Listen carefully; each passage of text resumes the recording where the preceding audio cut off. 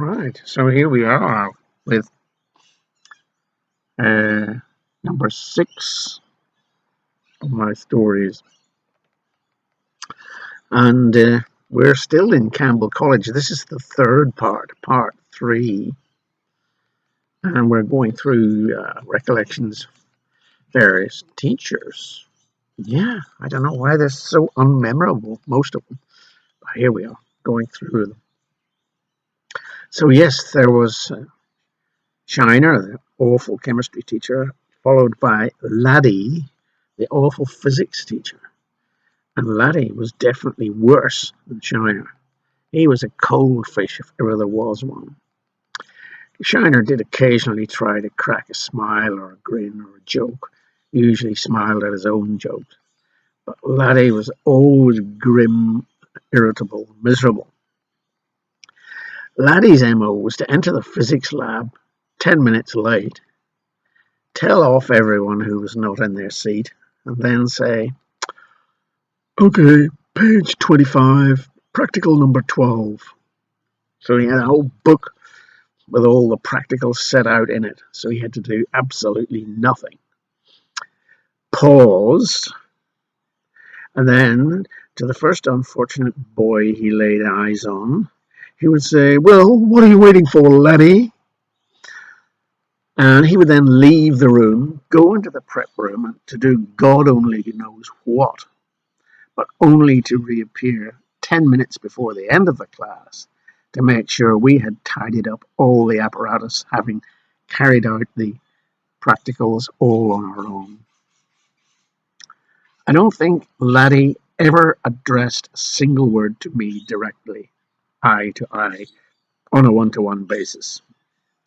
In the whole 2 years of that course, and there only were 12 of us in the class. I don't know how he went on to become a headmaster of another school. Apart from being a slack and lazy idler, he had very little personality going for him. He must have got the job because of the fact that Campbell was regarded as the number one college in terms of status in Northern Ireland. Woody was another physics teacher and another total waste of space. Woody clearly felt teaching was beneath him. He always had a curled lip. He would address us boys in a desultory northern English tone. I think he was from Manchester. With his hands in his pockets.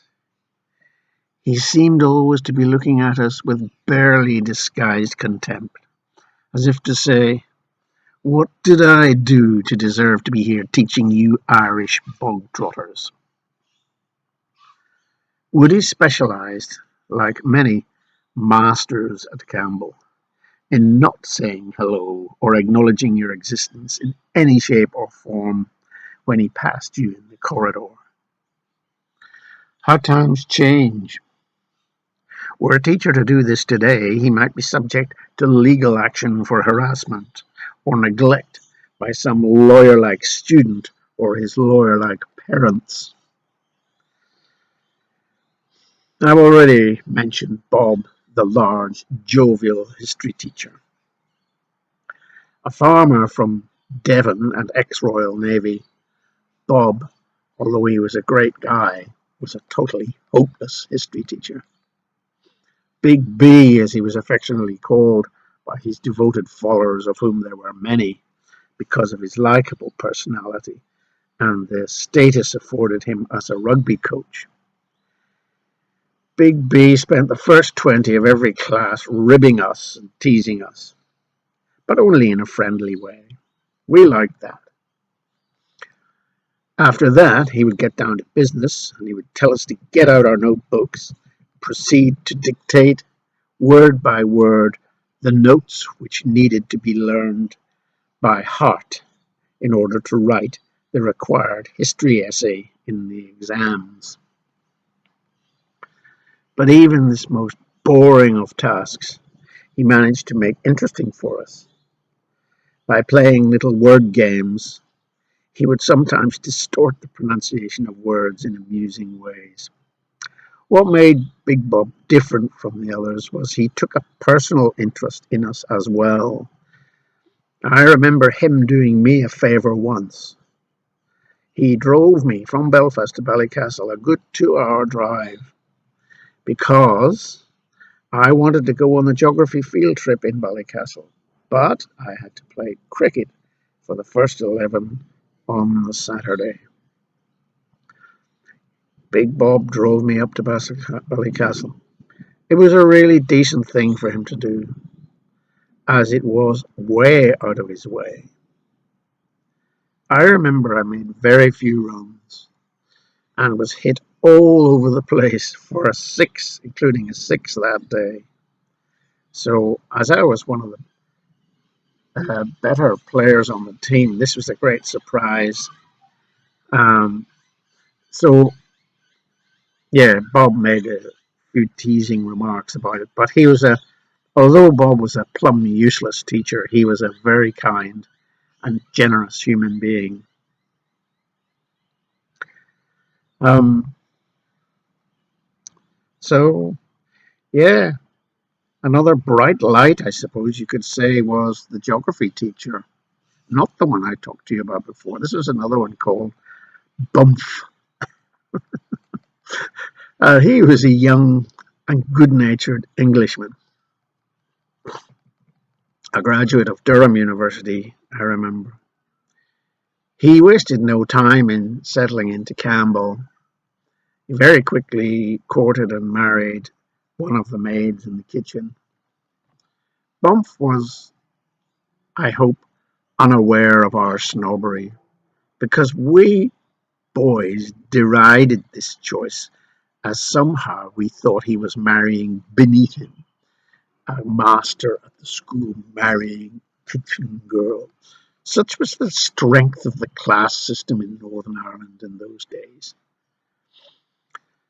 And yeah, so there was the snobbery, pure snobbery. But it was understandable, maybe. But all the more insidious was this snobbery because we were unaware of it, having absorbed it from our surrounding culture. Bump had a sense of humour and made us laugh. He relieved the tedium. He was young, and that made a difference.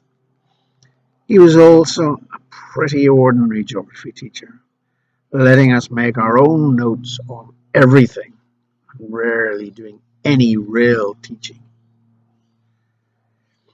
Then there was Kenny, a kind of Bertie Wooster type figure, also from Cambridge. What the hell was a man like Kenny doing in Belfast? Young again, he was just too nice. And this was definitely the younger generation. Now we were in the end of the 60s. Kenny was a textbook example of the new teacher being too nice to his students and the students taking advantage of him, giving him hell. I've been there myself in my career. Kenny was so nice that one day the glass joker turned on the taps in Kenny's classroom at break time when Kenny was having his coffee in the staff room. When Kenny arrived back for class, the door was locked, and by the time he got in again, the floor inside was under 6 inches of water. Of course, we all thought this was hugely funny. Kenny only lasted a year. Many pleasant young men like him did only last a year, because Campbell was not a pleasant place or a place for pleasant young men. The Latin teacher Tommy inspired fear through his cruel use of sarcasm. He was a bully, but only if he didn't like you. If he liked you, you were okay. I was terrified of him, but like everybody else, but he liked me because I was in his house at school. He was the housemaster. And because I was good at cricket and I tried hard at rugby, I passed the test for Tommy. Well, to give some idea of how much power this individual had over me, I remember cycling to his home one night on the way home from school to hand him in an excuse note for the next day's rugby. I forget what the excuse was. I was terrified of missing rugby, but I hated it, and I learned how to lie to Tommy. I hated the rugby more than I was afraid of him. I suppose I'd forged my dad's signature on the note. The main thing with Tommy was to show enthusiasm. If you did, you were okay. He hated slackers and humiliated them mercilessly. Another Cambridge graduate teaching at Campbell was Mr. Young, and he was a young man. No, sorry, Mr. Uh, Fullerton, I think.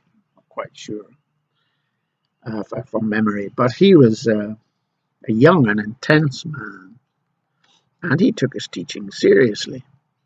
I remember being interested in his English class for the first time in the fourth form. He discussed a reading in a book called The Problem of Suffering. I remember being very impressed by this article. Why do good people suffer? It was a damn good question. Although he was too highbrow, really, totally, to connect with us lowbrow, bog Irish lads, he did make the effort. And yeah, I remember him also teaching us about George Orwell. And in that very same book, there was an article from Big Brother from 1984, the very famous book. And I do remember that had a huge impression upon me. I remember the phrase "Big Brother is watching you" from that article in that book.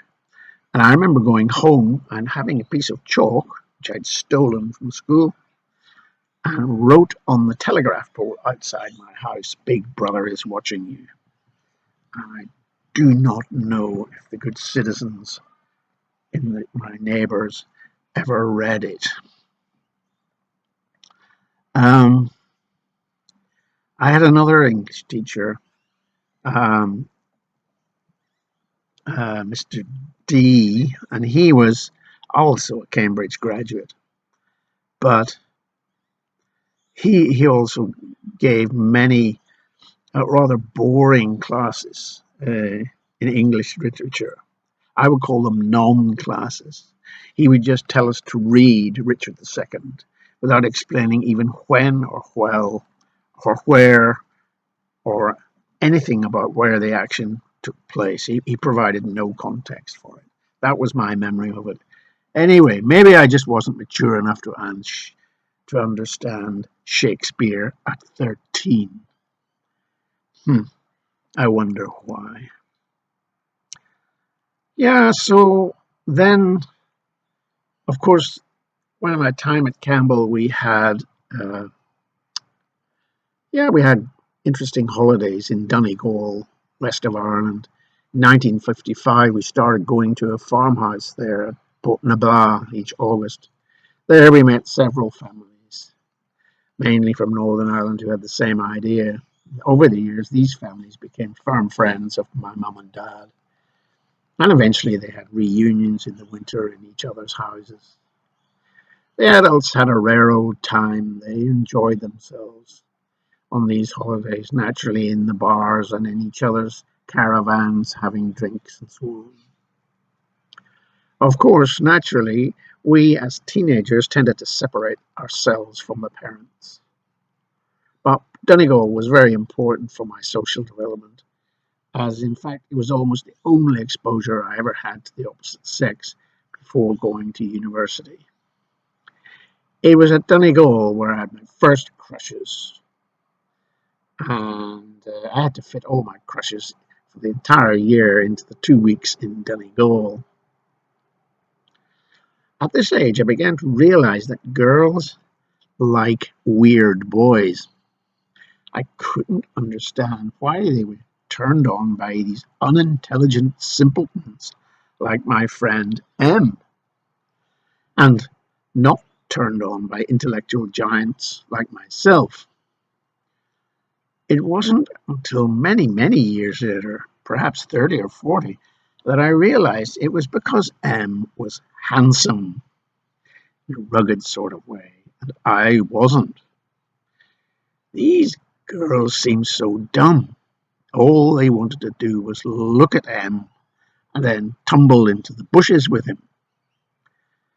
They did not seem to want to discuss the meaning of the universe, and this was a devastating disappointment to me. Of course, I wanted to tumble in the bushes as well, but I wanted to talk about the meaning of life before that.